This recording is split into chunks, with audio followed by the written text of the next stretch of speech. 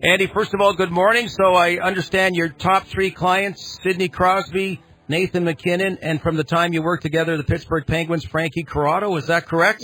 Yeah, that sounds about right. Thanks, Gordo. Yeah, not quite, buddy. Andy, what's going on? How are you? Hi, Frankie. Doing great. How are you guys doing? Yeah, we're good, man. We're enjoying the playoffs, and I know you have a lot of guys still alive in these playoffs, and it must be exciting for you to see. Why don't we start? Let's start with Nathan McKinnon and the Colorado Avalanche. Like, you watch Nathan McKinnon play, and you're like, this guy just never seems to get tired. Like, he's got the engine that's always going.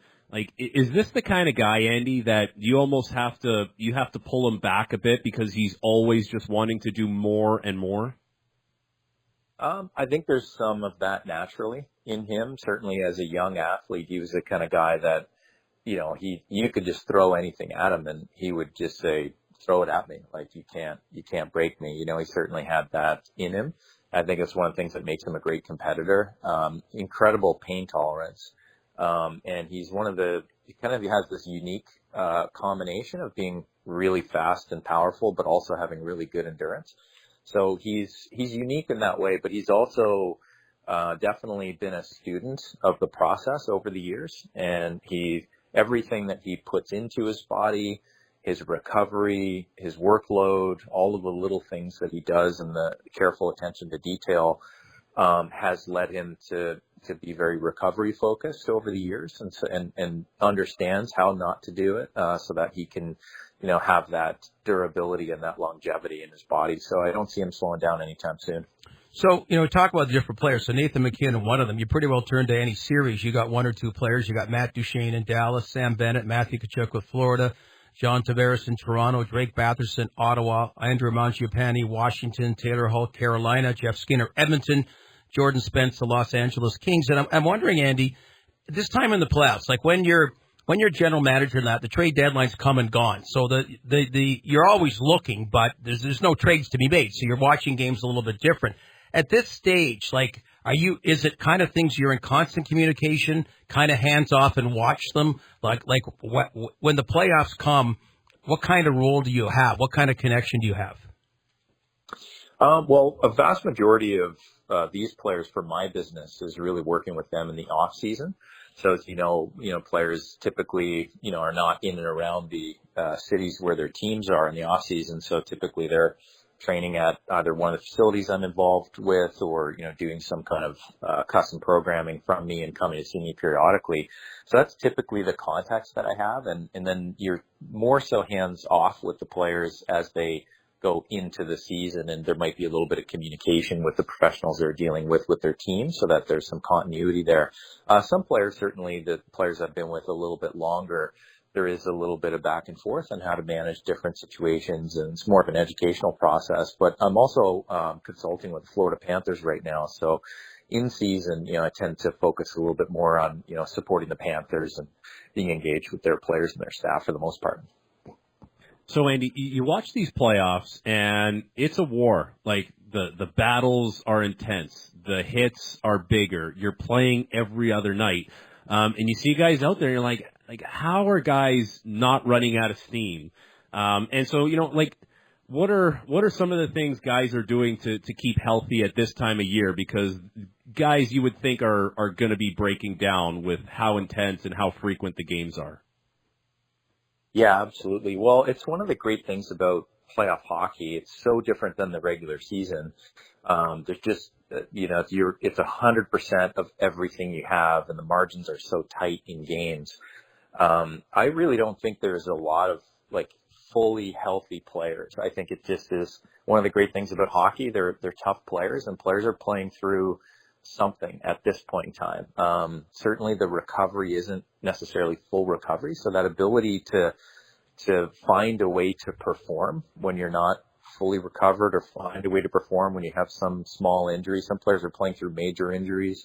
It's really, really challenging. And so I think that's why a lot of the teams nowadays are emphasizing sports science and recovery and finding ways to facilitate that, whether it's things like saunas, cold tubs, nutrition, supplementation, trying to enhance sleep, making decisions over when they travel, where they travel, when they practice, how much they practice. Like I'd be surprised if teams are doing much from a practice standpoint these days. You kind of play every other day, and then those days in between, you're just really trying to rest and recover. So yeah, I do think it's a grind, and I think the performances that you're seeing are on the backs of just a lot of heart and competitiveness from the players, even though they're not recovered. And Andy, like you said, the bulk of your work is in the off season, getting them ready for the season. But as far as the season goes, that word load management, which has really crept into the NBA and, maybe can become a bit problematic now about players missing games at certain times. But how can it apply, and have you seen it apply? Like, the kind of thing is if rest versus, more rest. Okay. Now, rest mean not be at the rink, or you better be at the rink and just do a light workout. What about the mental part? Like, if you want a game off, should you just have a game off rather than sitting in the press box and watching, where you might as well want to play? Like, how have you, I don't know how maybe things have changed, or you thought through something that's become more and more about, load management and how you can apply it effectively?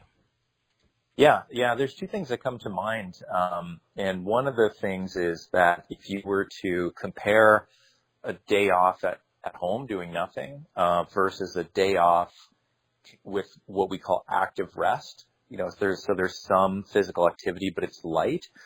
Usually the recovery is enhanced by the latter. So, it could be going for a walk, if you needed to get away from the rink mentally. It could be doing some light activity, shooting a basketball around, or, even some players will play pickleball in a non-competitive way, or they'll do something.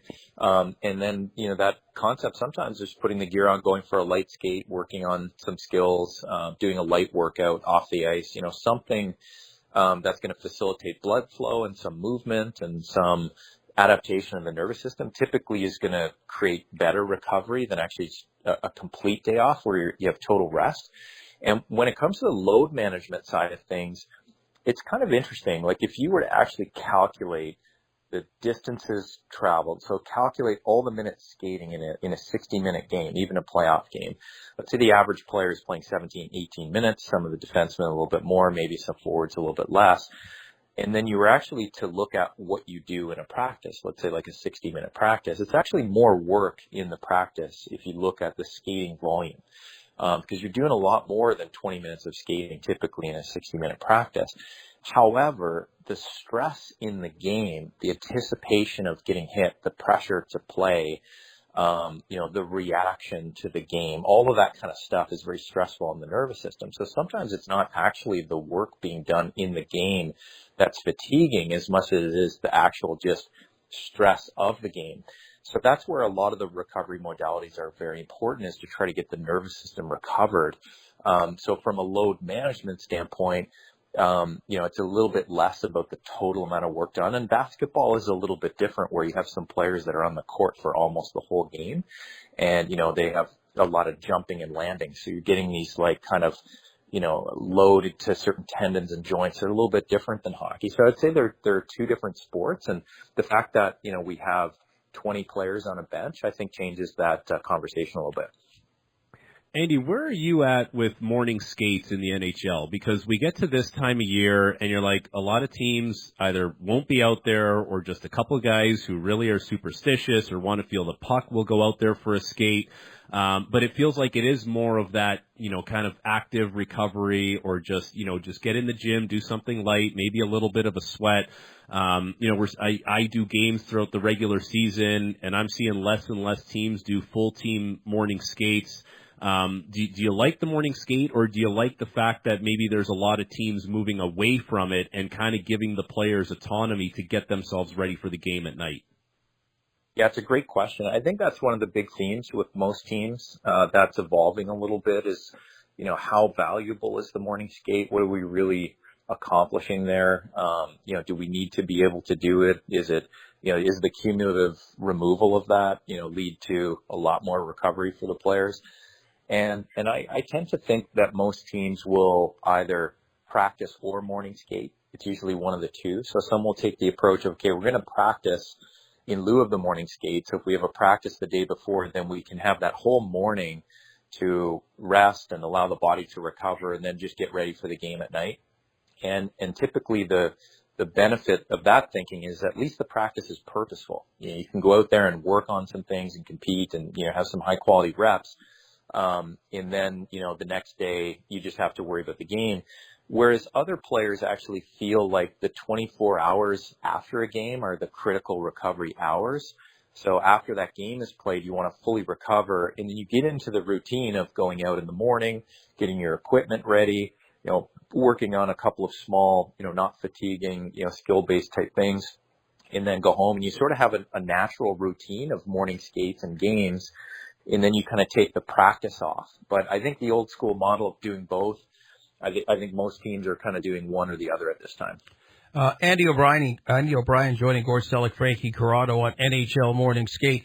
Had a great chat with Chris Chelios a couple of years ago, and he was just talking about, when he broke in the NHL in the 80s, he admired Bob Gainie's work ethic with the Montreal Canadiens, but he said it was like bench presses and running and that. He was in great shape, but it was a different mode. And, of course, we know Chelios with the, core training and all that he embraced through his career. In 2025, whether the sexy thing, the new thing, the move towards what? Yeah, it's a good question. I think the types of exercises that players are doing are a little bit more sort of 3D. So you have this understanding that the players have to get in and out of certain positions to make plays. So it's not just this sort of raw. You think of a Bob Gainey type of role or a defensive type of role. It's a bit more straight line. And I think the game has become a little bit less straight line over time. So there's a lot of players that need to feel real comfortable turning, crossing their feet, pivoting, getting in and out of these like athletic, agile positions and being able to be strong and quick out of those positions. So I think you're starting to see more rotational work, more single leg work, these more dynamic movements that probably not necessarily mimic the game on the ice, but they develop the body in a way that's pretty athletic. So I almost think of a sport like tennis, where you're constantly lunging and rotating and moving in a lot of different directions, leaning forward, leaning back, leaning to the side, using deception in your movements. I think there's a lot of that in hockey. You just have to add the contact piece. So that contact piece maybe warrants a little bit more pure strength work and a little bit of muscle work than you would in tennis. But I think the athleticism aspect of it is very similar, actually. Andy, like a lot of your guys that train with you, John Tavares had an awesome year for the Toronto Maple Leafs. 38 goals. He's continued to produce in the playoffs, 3 goals in 4 games. Like, this is a guy that's 34 years old, and his game has not tailed off in any way, shape, or form. And I'm sure if you've probably heard people say, like, at some point the foot speed's going to go, it's going to catch up to him. Well, it hasn't. How do you get John Tavares to this point? What have you guys done that has allowed him to have this much success year after year, and it hasn't tailed off at all? Yeah, it's pretty impressive the way that he's adapted, and not a lot of people know this, but John, similar to Nate, is somebody who's really all in nutrition, supplementation. He's got a team of people around him that are helping him with everything from training, recovery, whether it's looking at blood work or whether it's individualizing something or having like a lot of back and forth conversations. He's really big on journaling and writing things down, reflecting, making changes and adjustments. And so he just has really done a great job of building a good team of people around him to help him age well and to help him make little adjustments. And he's also very open-minded. He's one of the most coachable people that I've ever worked with.